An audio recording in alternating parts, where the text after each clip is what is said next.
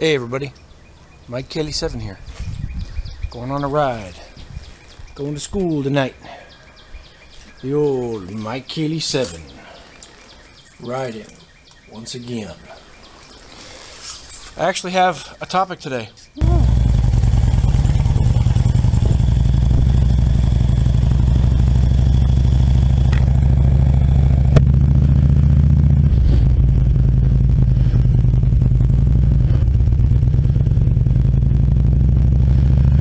Yay! I'm a-riding. So today is March 19th, 2013. The trees, they all are blooming. Do you see that? Isn't that nice? And this bike, it is a-moving. Had that 30,000 mile service. Everything is running great. Bike almost feels new again. I'm riding to school like I used to. Isn't it weird to be happy to be doing the same old on the bike? So got a topic for you. First of all, I got an announcement to make. I am now divorced. That's right, folks. Good old Mike Kelly 7 is now a divorced man. Proud to say I'm finally done with that chapter. As the old song goes, turn the page. So that's what I'm doing. I just got the letter in the mailbox today, so. And you know, one might think that you know, maybe dance for joy or something. No, it's more of like a relief thing that, you know, that part is finally done. The last thing they needed doing for that, and so I got the letter saying it's done, and there you go.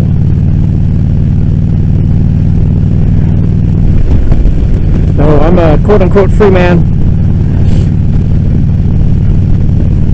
I don't think freedom is all it's cracked up to be.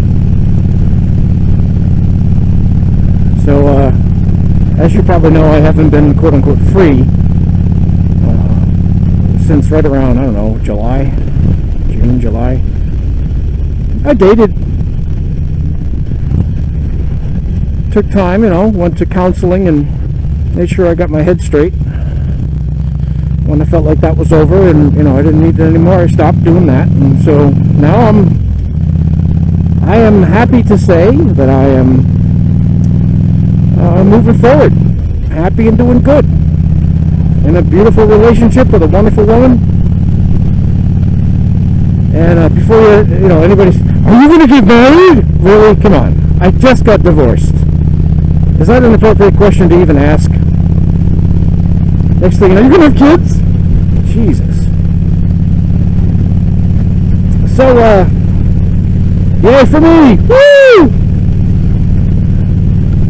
42! My marriage was a failure! You know what? I ain't the first and I ain't gonna be the last. So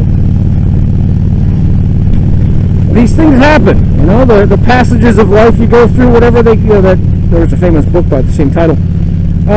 You just go through stuff, you know, you think, oh, I'm not gonna be one of them, I'm not gonna be that way, I'll be different, I'm special. No, you're not.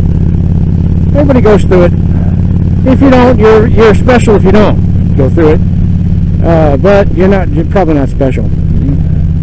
Maybe, you know, if you can, if you wake up, you know, 30 years later and you're still married and happy and everything's great, woo-hoo, good for you, man.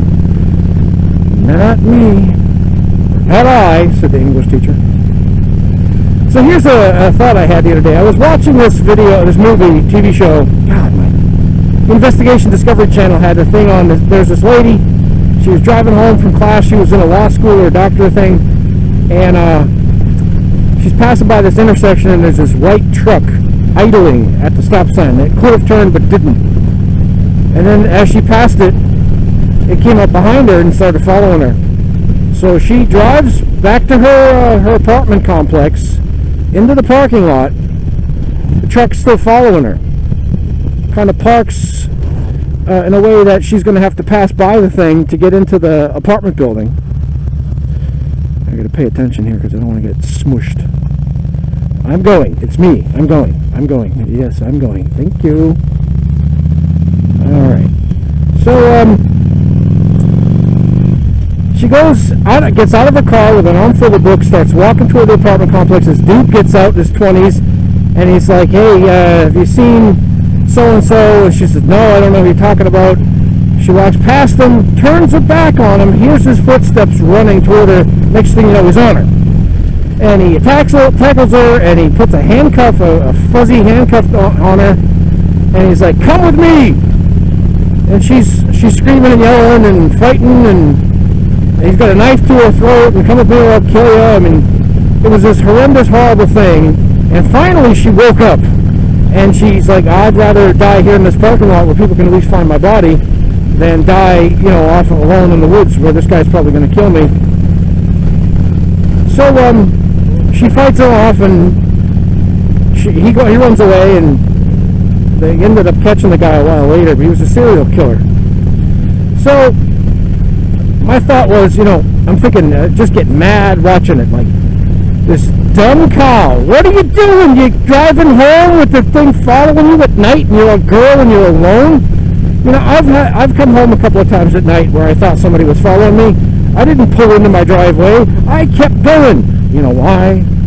Because maybe, just maybe, that person's a serial killer and looking for a victim, or a robber or something.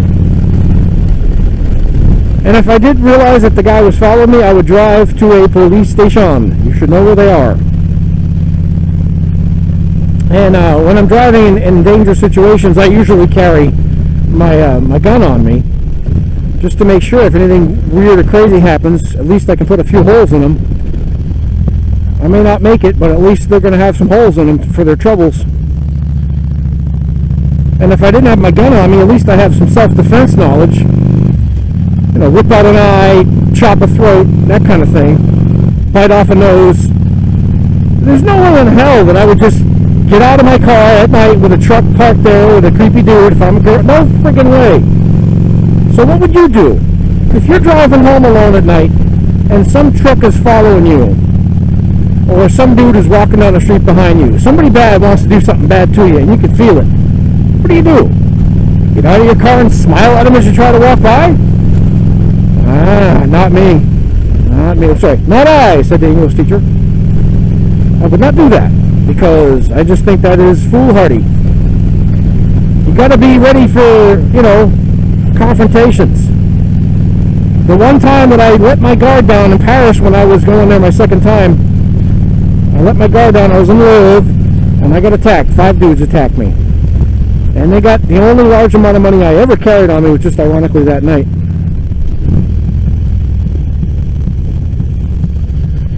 And 5 of them fought me. I fought back, which was stupid, but I did. And as a result, I broke a dude's leg and shattered, or fractured a guy. I didn't shatter. I fractured a guy's skull, and that's what ended up getting them arrested for what they did. So I'm proud of myself for that, at least. That's basically my dumb attitude. Somebody attacks me, I'm attacking back. Anyway, there's your girl wolf roar from my Kaylee 7 for this day. I hope that you and yours are well, and I'll talk to you later.